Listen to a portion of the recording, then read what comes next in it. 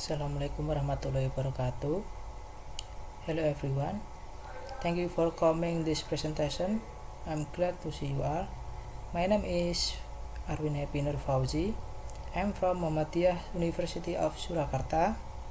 In this opportunity, I would like to present my research. The research title is Relational Reasoning Student Anomaly Ability in Solving Number Pattern Problems in terms of gender. This is outline on my presentation. The first is introduction, the second is methodology, the third is result, and the fourth is conclusion. Introduction. Understanding of a concept is very necessary for students to understand the material and solve problems, one of which is related to number patterns. Relational reasoning is one of the reasoning abilities that students must understand to be able to solve mathematical problems.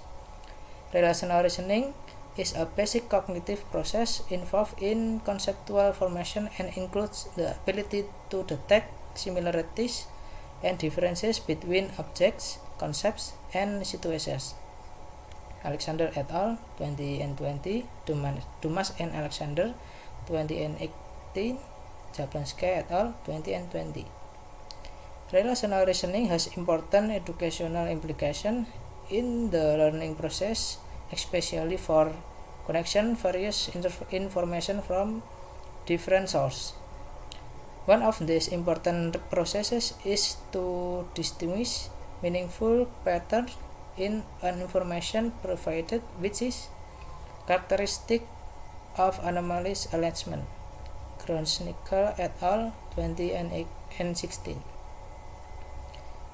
Students who master anomalous reasoning abilities can be easier to identify deviations from an idea, concept, or expected patterns.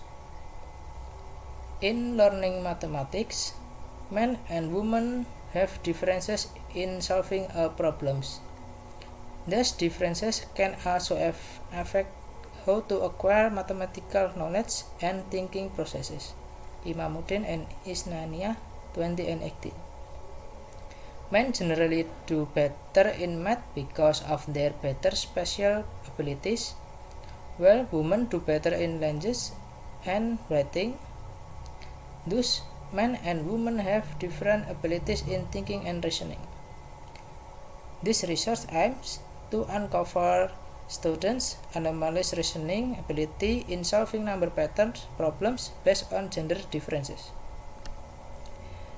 To determine the anomalous reasoning ability of students, the indicators used in this research first is anomaly identification, second is anomaly interpretation, and the third is anomaly adaptation. In the methodology, design research is qualitative approach with a case study design.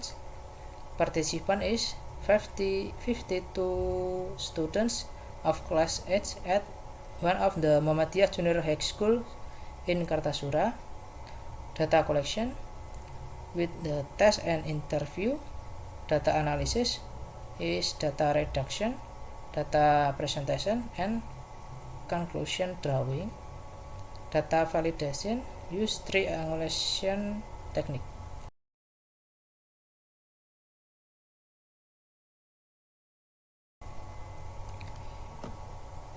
In the research,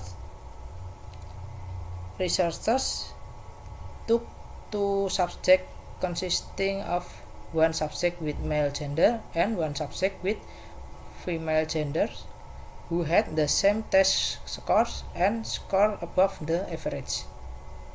On the right is a picture of the answer subject F, and on the left is a picture of the answer subject M. The result of data show that in the anomaly identification indicators, subject F and subject M are able to write down and mention the main information contained in the question and identify the problems asked from each question, However, the subject M was only able to write down and identify succinctly because he had difficulty understanding the information provided. Meanwhile, subject F are more thorough in analyzing and understanding the information provided so that they are able to identify each question in detail. This is because the level of ability to understand subject F is good. In addition, subject F also has good accuracy in reading and analyzing each question. In the second indicators, on the indicators of interpretation of anomalies, both subjects are able to meet the indicators. Subject M and subject F were able to estimate patterns on each question by calculating the known time to obtain many traps. Based on many traps, it can be used to estimate the patterns formed and then adapted to the process of solving the problems. Although the M subject and the F subject use different processes, the same results were obtained. In the third indicator, an anomalous adaptation indicator, the M subject were unable to adjust previously estimate pattern to the process of their completion. When the M subject formulates a generalization of the format settlement pattern experience difficulties and is fixated on the previous problems solving pattern. The lack of mastery of the concept of matter in the M subject also greatly affects when adjusting pattern into the way of solving the problems. In contrast, subject F is able to adjust previously taught patterns into problem solving because subject F have a thorough and meticulous ability so that they are able to adjust the patterns that have been estimated into the problem solving process.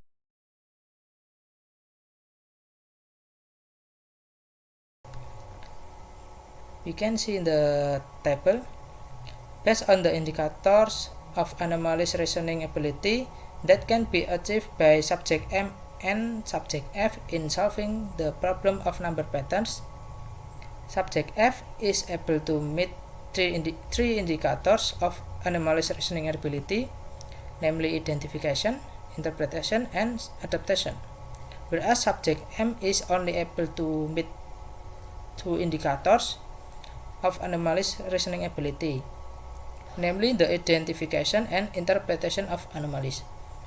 Subject M was unable to adapt the pattern already estimated at the stage of interpretation to the stage of adaptation of anomalies in the completion of problem number 2. Thus, it cannot meet the indicators of anomalous adaptation.